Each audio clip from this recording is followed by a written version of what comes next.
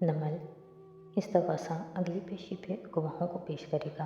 तमाम कागजात अदालत में जमा करा के जज साहब की सख्त खुरदरी आवाज़ ने नौशरवान को चौंकाया था। वो एकदम बेख्तियार गर्दन मोड़कर इस्तफ़ासा की कुर्सियों की तरफ देखने लगा। वहाँ सादी उसी तरह उदास सा बैठा था। जुमर अब उठकर जज साहब के डेस्क तक जा खड़ी हुई थी। हाशिम हाथ में कागज़ पकड़े कुछ कह रहा था और अहमद फाइल से कागज़ निकाल कर उसे थमा रहा था, मगर शेरू की नज़रें उसके उदास चेहरे पे जम सी गईं। सादी वहाँ नहीं था। उसका गहरा ख्याल उसे यहाँ से दूर किसी जंगल बेअबान से गुजार कर बर्फ़ के समंदर और सुनहरी रेत के महल अबूर करा के नीली झील और सफ़ेद चोटियों के ऊपर से उड़ा के ऊंची आबशारों की सतह पे तैरा के उसका ख्याल उसको वक्त में पीछे ले जा रहा था। 2 माह पहले मोरशाल की दीवारों से चिमटी सब्ज बेलें उदास और वीरान लगती थी। सुमर अपने कमरे में खड़ी थी। बेड पे सफरी बैग खुला पड़ा था और वो इसमें कपड़े तह करके डाली जा रही थी। अंदाज से शदीद उकताई हुई लगती थी। दफातन सर उठाकर देखा तो कोने में खड़े खफा और बरहम साथी को देखा। मैंने ये तुम्हारे लिए नहीं किया, 10वीं दफ़ा बता रही हूँ। आपने ऐसा सोचा भी कैसे? वो ज़रा बेबस परेशानी में करीब आया। अगर आप ट्रायल के लिए फारिस मामू को छोड़ देंगी तो क्या मैं यूँ खुश होऊंगा? मैं इन टिपिकल औरतों में से नहीं हूँ जो हर दूसरे दिन किसी टीवी ड्रामे में शोहर को कुर्बानी कर रही होती हैं। मैं तो सिर्फ सर झटका और बैग की जिप बंद की। मैं सिर्फ एक कोशिश कर रही थी। मगर बहरहाल अब कोई ट्रायल नहीं होगा, केस फाइलों में दब जाएगा। इसलिए मैं कुछ दिन के लिए यहाँ से जा रही हूँ। प्लीज़ मुझे मत रोकना। वो खफगी से उसे देखता रहा। आप जा रही हैं और चाहती हैं कि मैं आपको ना रोकूं। फिर गहरी सांस ली। आपने सोचा भी कैसे कि मैं आपको रोकूंगा? कब से लगने लगा मैं आपको इतना खुदगर्ज? क्या मैं आपको सुकून से चंद दिन नहीं गुजारने दूंगा? नहीं चाहिए मुझे ऐसा ट्रायल जिसके लिए मुझे आप दोनों की कुर्बानी देनी पड़े। जुमर के लबों पे उदास मुस्कुराहट बिखरी। मगर मुझे तो चाहिए था ना। खैर, जब मैं वापस आऊँगी तो हम मिलकर कुछ हल निकालेंगे और फिर कोई केस नहीं लड़ रहे हम। कम से कम आपके वापस आने तक मैं इस मौजू पे कोई बात नहीं करना चाहता। ओके। जुमर ने हाथ उठाकर उसे तसल्ली दी। अब मैं पैकिंग कर लूँ? और ये आबदार साहिबा कब से आपको तंग कर रही हैं? उसको मैं कल फिक्स करता हूँ। वो शदीद गुस्से में था। जुमर एकदम हंस पड़ी। हंसी क्यों? तुम तो ऐसे कह रही हो जैसे कोई गुंडा बदमाश मुझे बस स्टॉप पे रोज़ तंग करता हो। अरे यार, वो एक अच्छी लड़की है और उसको तुम्हारे 2 नंबर मामू अच्छे लगते हैं। जाहिर है कोई हिम्मत बढ़ाई होगी इन साहब ने जो बात यहाँ तक पहुँची। ना चाहते हुए भी आखिर में लहजा ज़रा जल सा गया। साथी के माथे के बल ढीले पड़े। ज़रा से मुस्कुराया। एक वक्त था वो आपको जहर लगते थे। शहद अब भी नहीं लगता, जहर ही है। सर झटक कर वो पर्स में चीज़ें डालने लगी। फिर उसकी निगाहों का इर्तिकाज़ महसूस करके चेहरा उठाया। वो मुस्कुरा कर उसे देख रहा था। क्या? कुछ नहीं। हंसकर सर झटका। आप आराम से जाएं। अब हम किसी ट्रायल का नहीं सोचेंगे। सुमित उसे चंद लम्हे तक देखेगी जैसे कंफ्यूज हो। फिर उम्मीद बंधी। तुम सच कह रही हो ना? मेरा मतलब है तुम ठीक हो ना? अब हो गया हूँ ठीक। आपको कुछ देख कर ठीक हूँ मैं। और वो जो बातें ग्रुप में आप मेरे लिए लिखती हैं ना, उनको पढ़कर मज़ीद ठीक हो गया हूँ। मगर फ़िक्र न करें और आराम से जाएं। वो मुस्कुरा रहा था और तसल्ली भी दे रहा था। जुमर का दिल जैसे हल्का सा हो गया। वो सुकून से पैकिंग करने लगी। फिर बाहर से इस्त्री वाले कपड़े उठाने आई तो कमरे के सामने लाउंज के सोफे पे हन्ना बैठी थी। यकीनन वो खुले दरवाजे के बायस सब देख और सुन चुकी थी। घर में इस वक्त और कोई नहीं था। सब सारा खाला की तरफ गए थे। नुसरत को बहुत गिले थे उन लोगों से।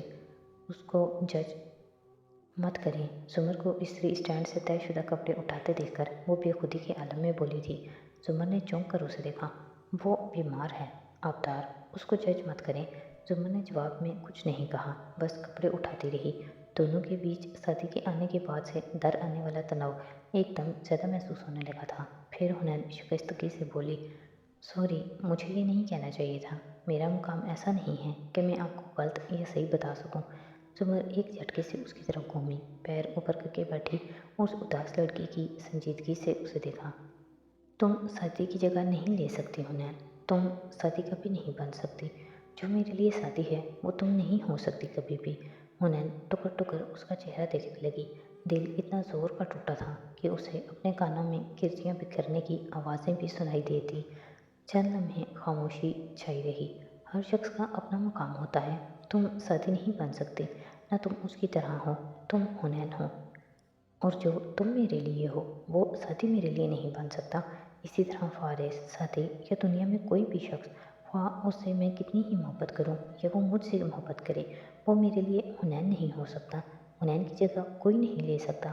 खूनी रिश्तों में मुवाजना और मुकाबला नहीं करते, कर ही नहीं सकते।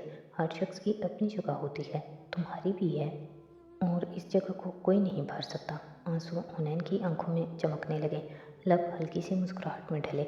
और ऐसे ही तुम्हारी ज़िंदगी में कोई ज़ुमर की जगह नहीं ले सकता, जिसके जाने के बाद तुम खिड़की पे खड़ी होकर उसके वापस आने का इंतज़ार करो, जिसकी भूली हुई चाबियाँ और ग्लासेस लौटाने के लिए तुम उसका बीच रास्ते से मुड़ने का इंतज़ार करो। जब तुम ज़ुमर का मुकाबला साथी से नहीं कर सकती, तो मैं भी हुनैन का मुकाबला साथी से नहीं कर सकती।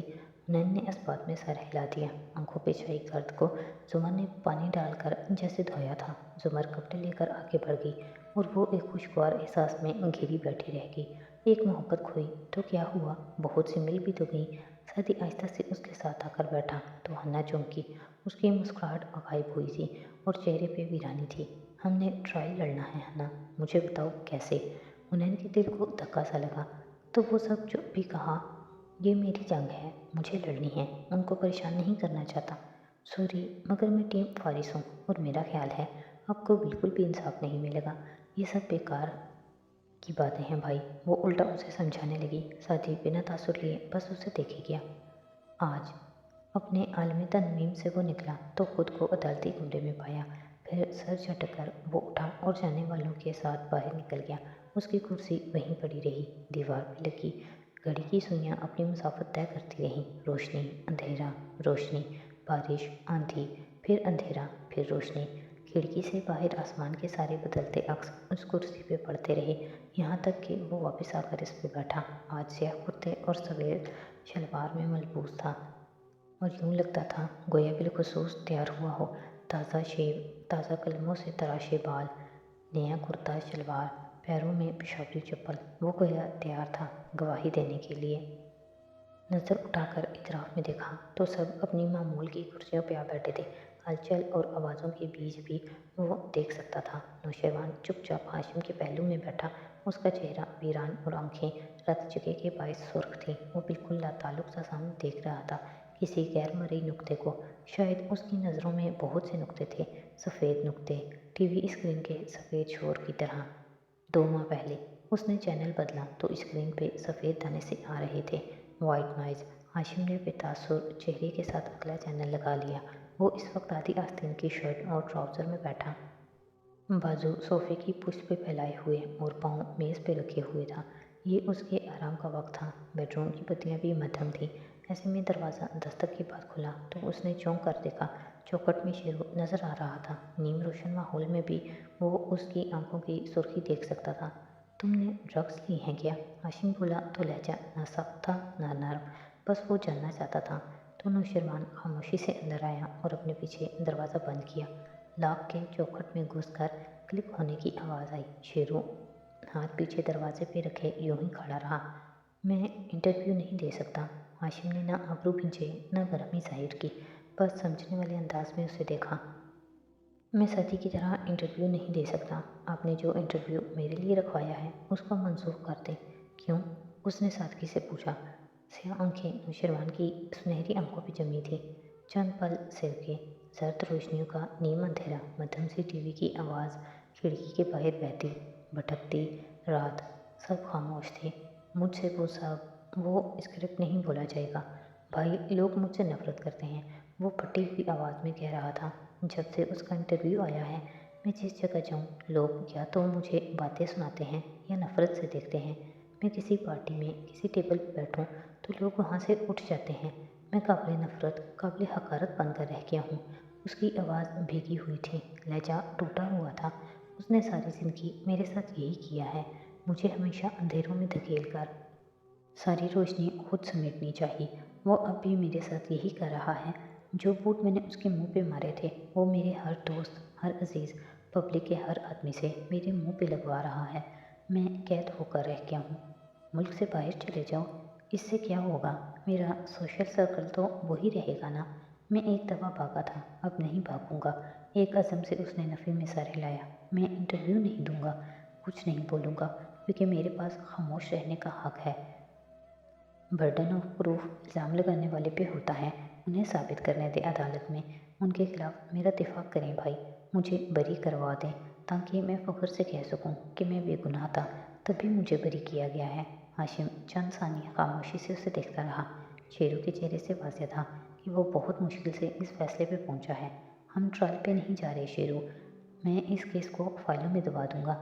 मगर भाई हम, तुम्हें क्या लगता है मैं क्यों कर रहा हूँ? हाशिम रिमोट रखकर उठ खड़ा हुआ। उसका लहजा तंग हो गया था।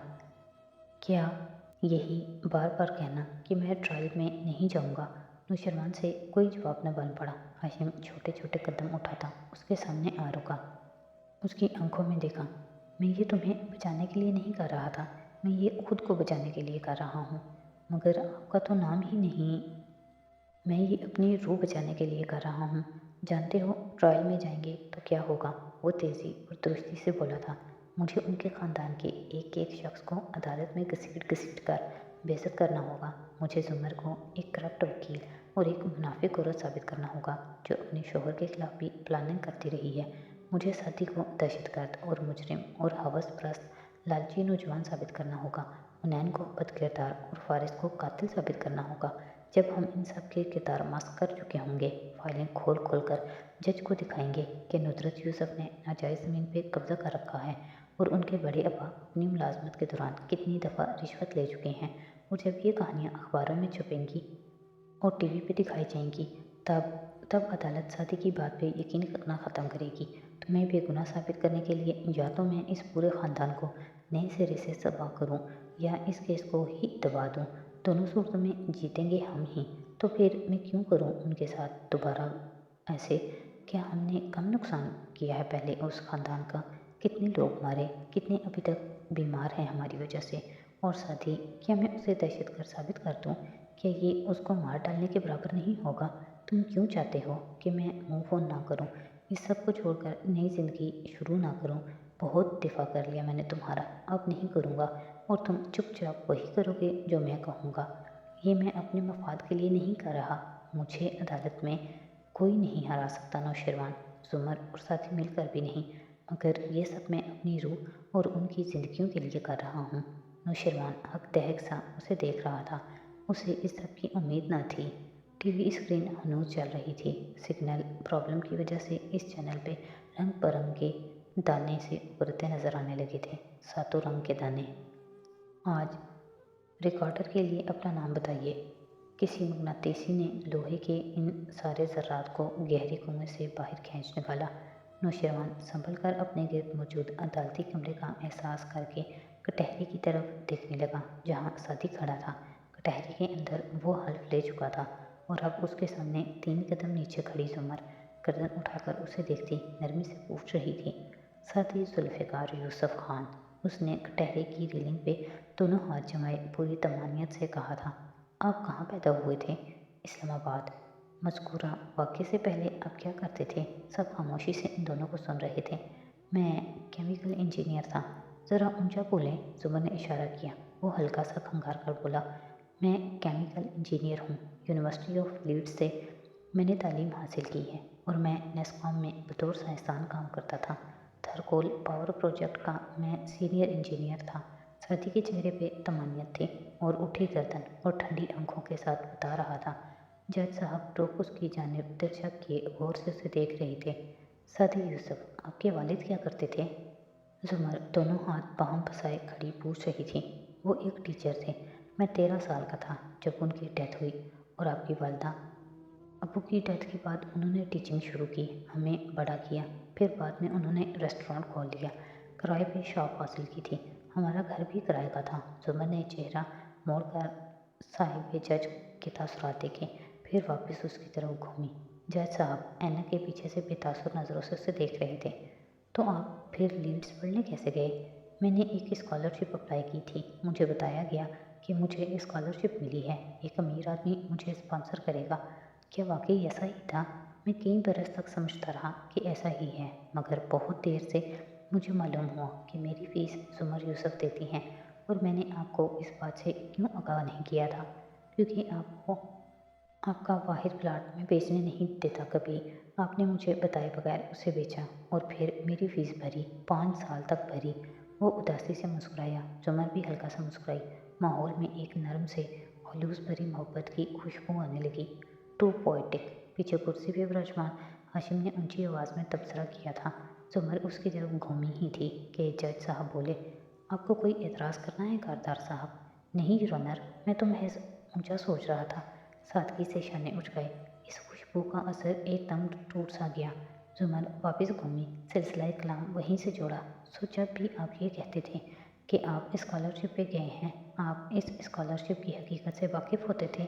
जी। और जब सबको ये मालूम हुआ तो आपने कभी शो ऑफ नहीं किया। साथी ने इस बात में सर हिलाया।